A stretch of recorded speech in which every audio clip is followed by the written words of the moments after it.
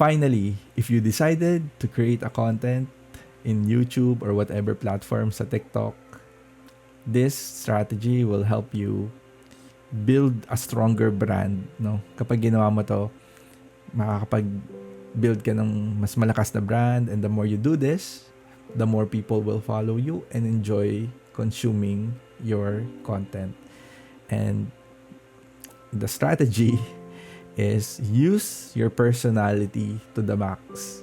Anong ibig sabihin nun? No? Anong bang ibig sabihin na naman yan, Chad? Kung ano-ano na naman ang nalalaman mo.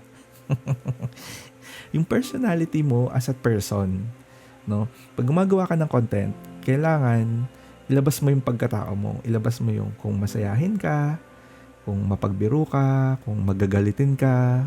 Ilabas mo yung character mo as a person na pag habang gumawa ka ng content, kung ano mang content yan, mapa-tutorial man yan, mapa-motivational videos, mapa-personal videos mo, a day in the life, whatever content na mapili mo, no, once you decided to build your own personal brand sa online in this world, no, kung saan man yan, sa LinkedIn, sa YouTube, use your personality to the max, no? So ako, katagaya ko, mapapansin nyo sa mga videos ko, di ba? Let's just make myself as an example para at least meron tayong context, no? So sa mga videos ko, mapapansin nyo naman yan, no? Mapagbiro tayo, minsan motivational tayo, minsan very inspiring yung mga ano natin, yung mga stories natin, no? At saka minsan hindi wala tayong pakialam, no? Minsan wala akong pakialam sa sinasabi ko, may masaktan man o wala. Kumbaga, yung personality ko kasi, kung mapapansin nyo sa mga YouTube videos ko, yung personality ko medyo may pagka-sarcastic, no? May pagka-sarcastic siya. Yung personality ko mabait, pero pilyo, pero may pagka-sarcastic, tapos may pagka-joker ng konti. Kasi yun ako as a tao. Kung makikilala nyo po ako on a day-to-day, sa normal na araw na hindi nagbablog, makikita nyo talaga yung personality. Ganun. Mapagbiro, masayahin, minsan malungkutin din, minsan masayahin, pero yun nga, whatever you see sa brand ko, whatever you see on my videos, it's the real me. I don't really hide anything. No? Kung mapagbigay ako, ganun talaga ako bilang isang tao sa labas ng publiko. Or mapaggawa ako ng storya. Hindi, I mean, storyteller kasi ako eh. Yun yung hilig ko as a person. Kaya mapapansin nyo sa mga videos ko din, madali ako makapag-pull out ng story. Kasi yung mga past experience ko, natetell ko yun ng ganun nga. And the only way you can tell your story na mas ma-hold ng tao or mas matutuwa yung tao is to let your personality comes to play.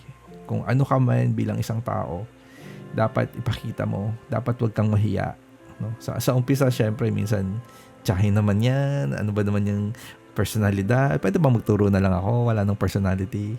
Pero yun nga ang pinaka maaalala kasi ng tao pagdating sa content mo is yung personality mo. Makakalimutan na nila lahat, yung content mo, yung tutorial na binigay mo, yung tips na binigay mo, pero hindi nila makakalimutan at kung ano yung reason, yung main reason kung bakit kanila sa tingin nila yung pinapanood kanila, no? Hindi man nila yan sabihin man nila yan sa inyo o hindi, kung bakit kanila pinapanood or kung bakit nila kinoconsume yung content mo or binabasa yung mga posts mo or pinitingnan yung mga videos mo is because of your personality. Hindi talaga yung content, no? Kasi minsan yung mga tao naghahanap yan ng ways to motivate themselves, naghahanap yan ng mga tao na energetic na kung saan makaka-feel sila ng energy na wala sa kanila, no? Gusto nila yung pina-follow nila yung tao kasi yung tao na yun masayahin sa buhay kasi gusto nilang maging ganun, no? So kung ikaw bilang isang masayahing tao, mapagbigay ka sa YouTube,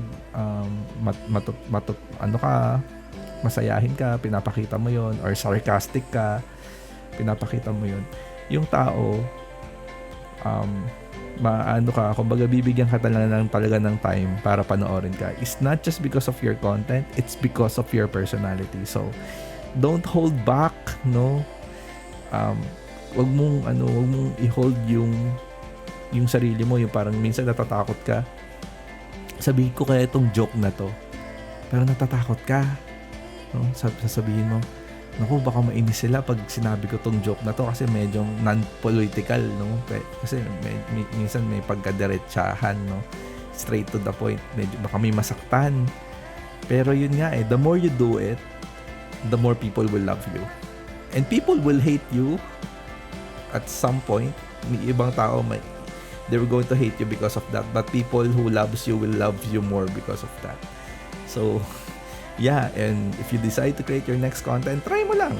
Show your personality let your personality comes out to play, and you will see the difference. Yung energy ng video mo versus na yung parang hino-hold mo yung sarili mo. Makikita mo yung diferensya. So, yun lang guys. Thank you for watching. And see you on my next video. Salamat po for sponsoring our videos. And I hope you keep sponsoring me. Keep helping me growing this community, growing this channel. And see you in my next video po. Salamat po sa inyong lahat. Bye-bye. See you soon.